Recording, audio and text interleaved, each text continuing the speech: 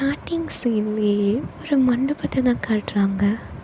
அங்கேயும் இங்கேயும் ஆளுங்க எதையோ பற்றி பேசிக்கிட்டே இருந்தாங்க.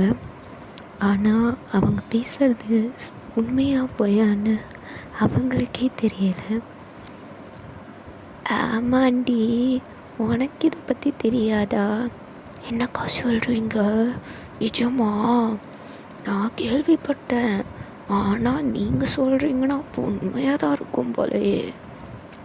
ஆமாண்டி, என்ன எனக்கு தெரியாத விஷயமா அப்படின்னு எல்லாரும் என்னமோ அவங்களுக்கு தெரிஞ்சது தான் உண்மைங்கிற மாதிரி பேசிகிட்டு இருந்தாங்க. இப்படி ஊர் வாயெல்லாம் ஒவ்வொரு மாதிரி பேசிகிட்டு இருக்கும்போது அங்கே ஒரு பொண்ணோட வாய் மட்டும் அடைஞ்சு போயிருந்தது. அவள் வாயும் மனசும் தான். அவள் கண்ணிலேருந்து தண்ணி வரலாமா வேணாமாங்கிற ஒரு கன்ஃபியூஷன்லேயே இருந்தது. அவளுக்கு என்ன பண்ணுறதுன்னு கூட தெரியலை. அப்போது ஆல் ஆஃப் அ சடன், ஏம்மா நாளை ஆயிடுத்து, கெட்டி மேளம் தாலி கட்டுங்கோ. ஜேகே, அம்மா சொல்கிறேன், தாலி கட்டுப்பா. சரிம்மா. வயன் திரும்பி ஜேகே ஃபேஸை பார்த்தா ஜேகே ஃபேஸில் எந்த ஒரு ரியாக்ஷனும் இல்லை. அண்ட் திருப்பியும் அவள் ஹெட் டவுன் பண்ணிக்கிட்டா.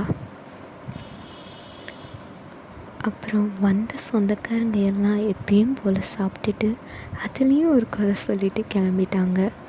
கொஞ்ச நேரத்துலேயே சீன் நெக்ஸ்ட் இதுக்கு மூவ் ஆச்சு. வேர் இன் வெட்டிங் ரூம். வயன் அங்கே அமைதியாக உட்காந்துட்டு இருந்தா.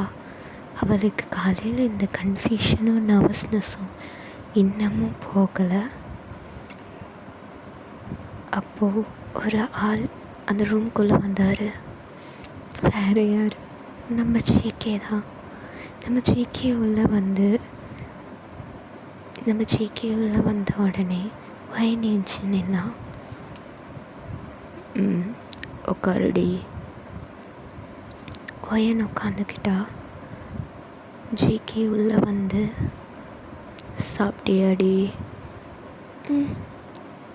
சாப்பிட்டேன் மாமா. லைட் ஆஃப் பண்ணவா? ஆமாம், காலையிலேருந்து நின்று எனக்கே கால் வலிக்குது. பயங்கரமாக இருக்கும், டயர்டாக இருந்திருக்கும், தூங்கலாம். லைட் ஆஃப் பண்ணுங்க மாமா அப்படின்னு சொல்லிட்டு வயன் பெட்டில் படுத்துக்கிட்டா. ஜேகேவும் லைட் ஆஃப் பண்ணிட்டு வந்து பக்கத்தில் படுத்துக்கிட்டான்.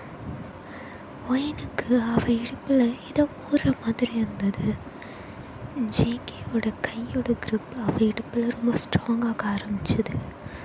வயனோட ஐஸ் பியர்டாச்சு. ஜேகேயோட ஹெவி ப்ரீத் வயனோட நெக்கில் இருந்தது.